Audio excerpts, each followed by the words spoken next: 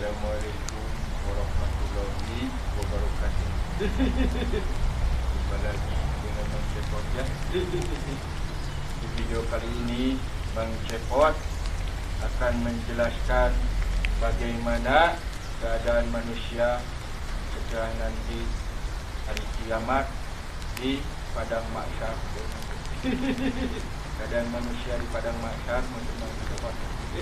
Setiap muslim wajib mempercayai adanya hari akhirat di mana dunia akan hancur luluh dan semua manusia bahkan semua makhluk di atas dunia akan mati dan hancur pula.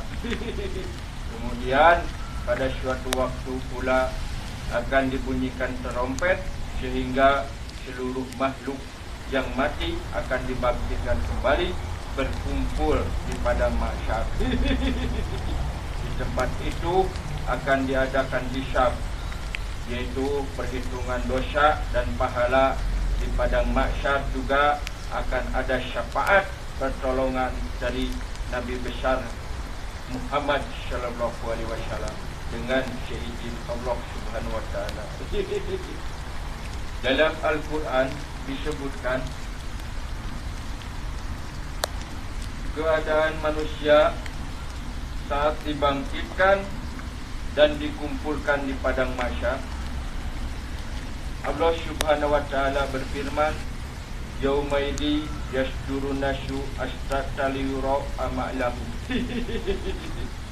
Artinya pada hari itu manusia keluar dari kuburnya dalam keadaan yang bermacam-macam supaya diperlihatkan kepada mereka balasan atas apa pekerjaan mereka selama hidup di dunia.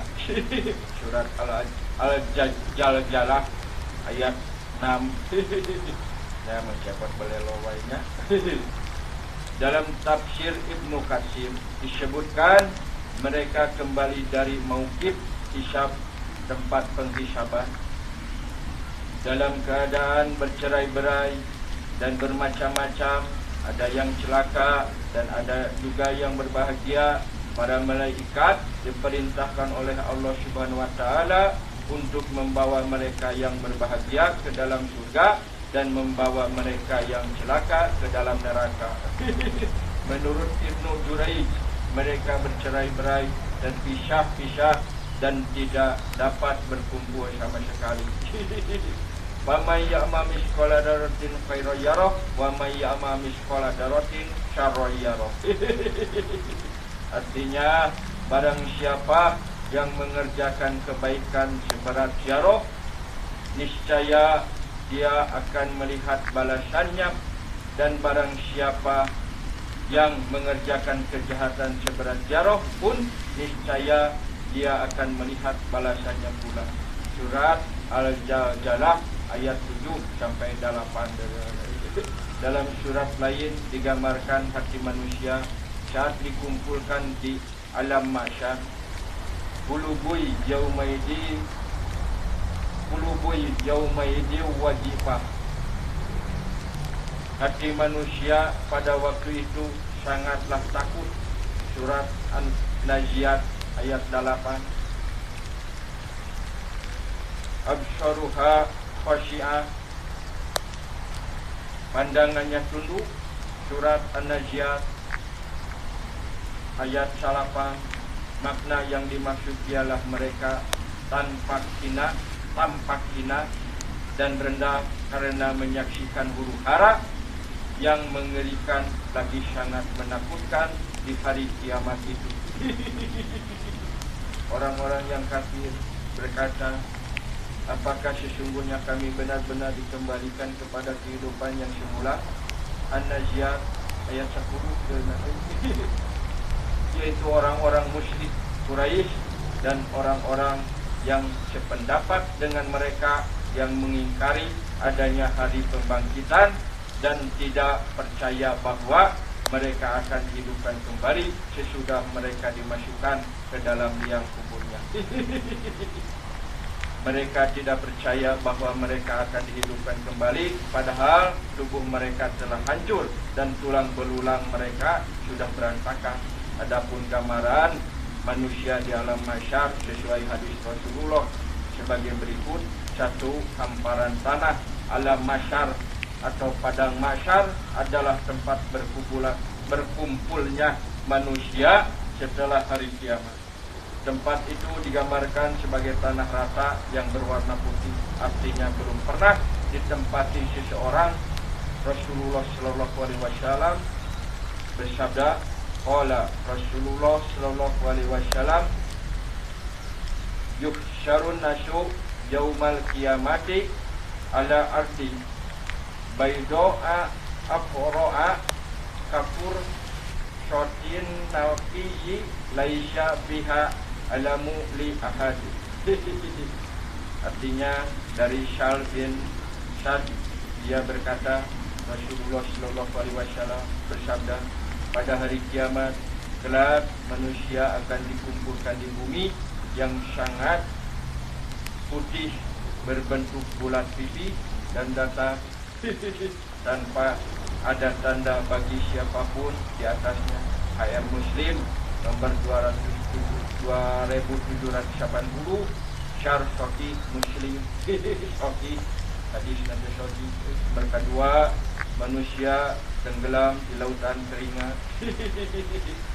Dari Abu Hurairah radhiyallahu anhu bahwasanya Rasulullah sallallahu alaihi wasallam bersabda, pada hari kiamat manusia berkeringat hingga keringat mereka di bumi setinggi 70 hasta dan menenggelamkan mereka hingga telinganya. HR Muslim, HR Bukhari nomor 6532, Fathul Bari Sahih. Sahih hadis Nabi. Nomor ketiga, manusia dibagi 3 kelompok.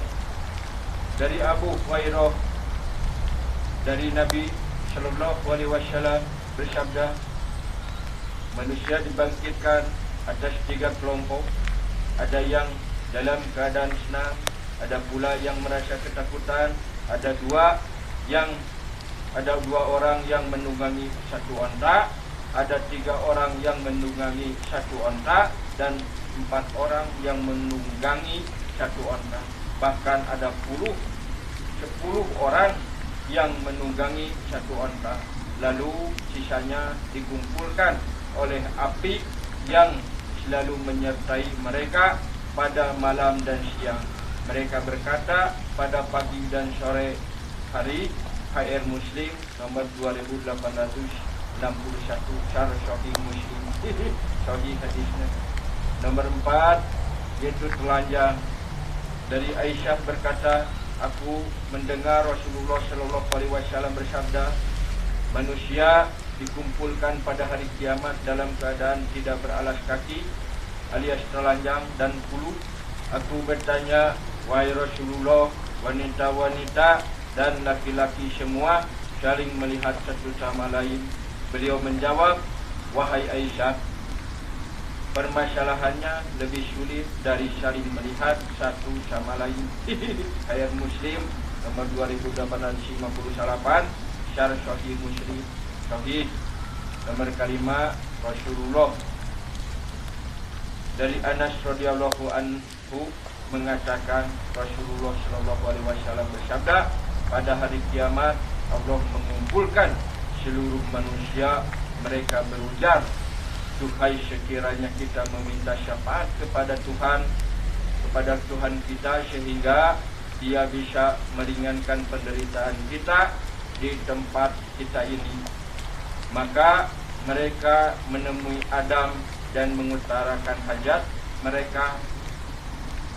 Wahai Adam, engkaulah manusia yang Allah cipta dengan tangannya dan Dia tiupkan ruhnya kepadamu,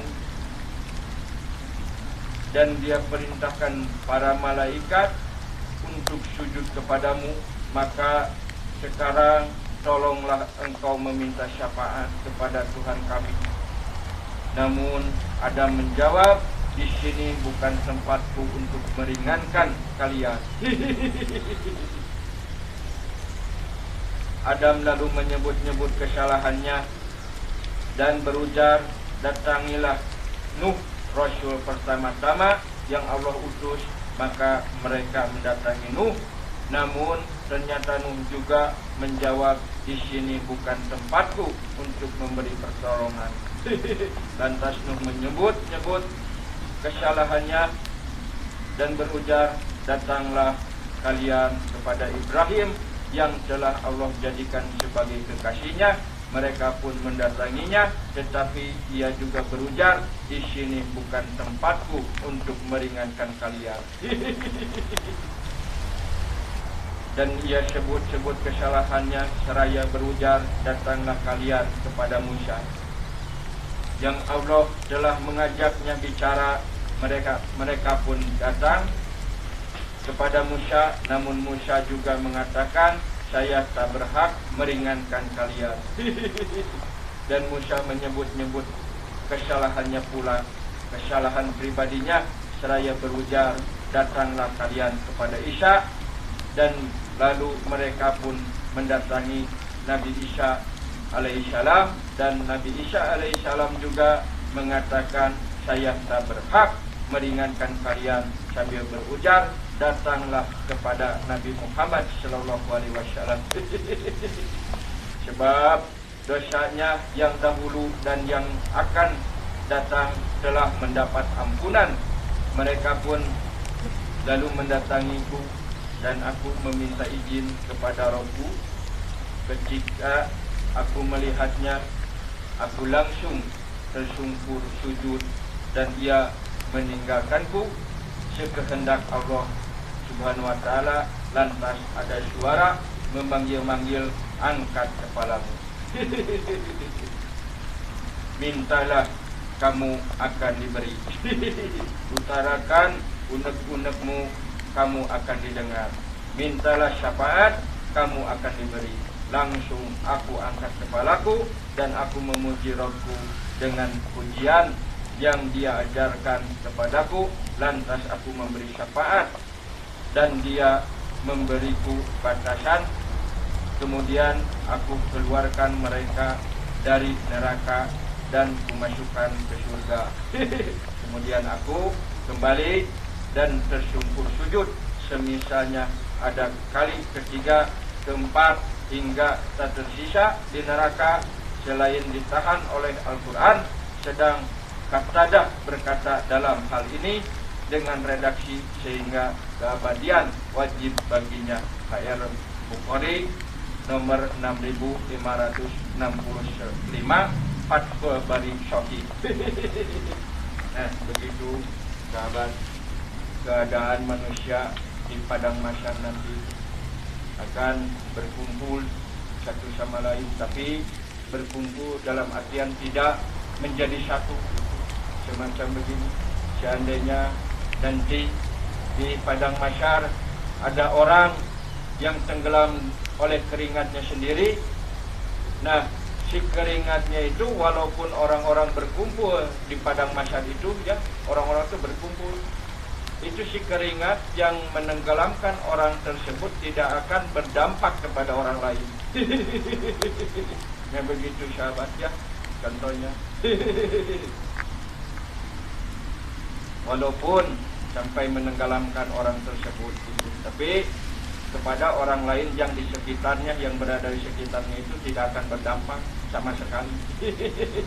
Hanya dia sendiri yang tenggelamnya. Maka takutlah kalian ya kepada laknatnya Allah Subhanahu wa taala. Nauzubillahi min dzalik. Astagfirullahaladzim. Ya, semoga bermanfaat videonya ya bagi yang mendengarkannya, umumnya khususnya yaitu untuk Mengcepot sendiri ya. Mengcepot juga sama-sama belajar, masih belajar. Ayo, tapi Mengcepot mengajak, mari kita belajar sama-sama. Kita datangi majelis-majelis taklim ya. Kita sama-sama ya. Sekali lagi Mengcepot mohon maaf ya yang sebesar-besarnya. Yang salah yaitu dari mulutnya Mengcepot, yang benarnya yaitu hakikatnya dari Allah Subhanahu wa taala. Assalamualaikum warahmatullahi wabarakatuh.